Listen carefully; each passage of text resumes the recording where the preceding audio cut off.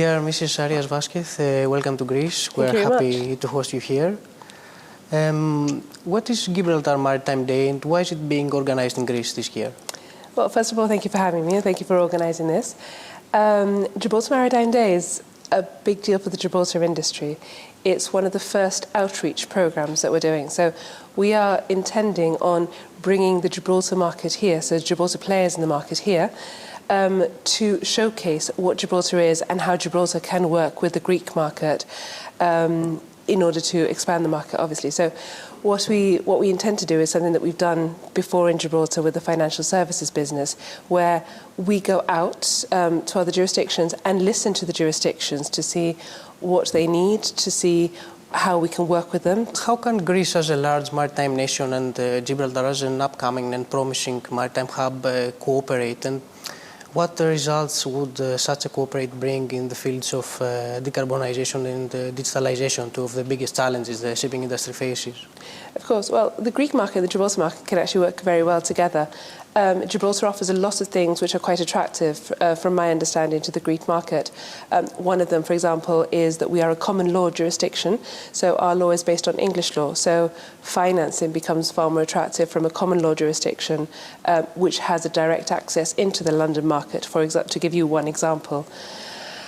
In the decarbonisation space, which is an area where everybody's very conscious now, we are all looking to decarbonise. Gibraltar's got commitments based on its own Climate Change Act, and the Gibraltar port is working along with other ports worldwide on strategies for decarbonisation. Some of our major players in the Gibraltar market are also in the Greek market looking for different fuels, for different variables, in order to make everything more sustainable. In terms of digitalisation, I think everyone is moving in that direction. We are looking to create opportunities there for registration, etc. And one of the attractions of Gibraltar, for example, is the fact that it's a jurisdiction that has a red ensign. It's a red ensign jurisdiction, so the flag is quite an attractive flag. Now, what we have to do with a flag that is quite so attractive is make it easier for people to register online. On the decarbonization side, Gibraltar is one of the world's major bunkering hubs. What is the country's plan towards decarbonization? I mean, we have some stringent rules in the shipping industry towards 2030. Gibraltar and every other jurisdiction is looking to alternative fuels. So we are looking at biofuels, we are looking at LNG operations. We are looking at different ways in order to decarbonise the Gibraltar economy.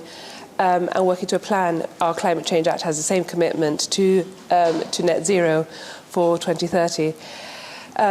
We also are looking at reactions to oil spillages, etc. And there was a recent incident in Gibraltar where the reaction was extremely good, extremely quick and extremely efficient. So these are the areas that we have to look to improve in order to properly decarbonise the economy. Mm-hmm. And turning back to the country's registry, I read that there are more than 200 commercial vessels registered there and more than 900 leisure boats.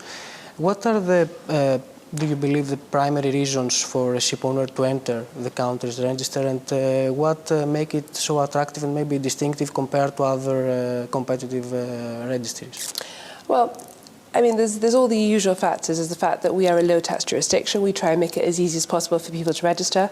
But I believe that the main attraction in Gibraltar is the fact that we're a small jurisdiction which is very nimble. So we are able to quickly react to factors in the market. So, for example, we are hosting a Maritime Day in Greece today. And in that event, we have myself as the minister and the representative of the government. We have the captain of the port. We have the maritime administrator. We have representatives from the university, and we have industry from Gibraltar as well. So what we do is that we regularly meet up. We're regularly in contact. And if we're told that there is a particular requirement that is needed, or there is a gap again in the market, we are small enough as a jurisdiction to be able to react quickly, to see if there's something that we can do to assist. So the benefits of Gibraltar, I think, is in its size and in the ability of the jurisdiction to communicate between the key players in the market.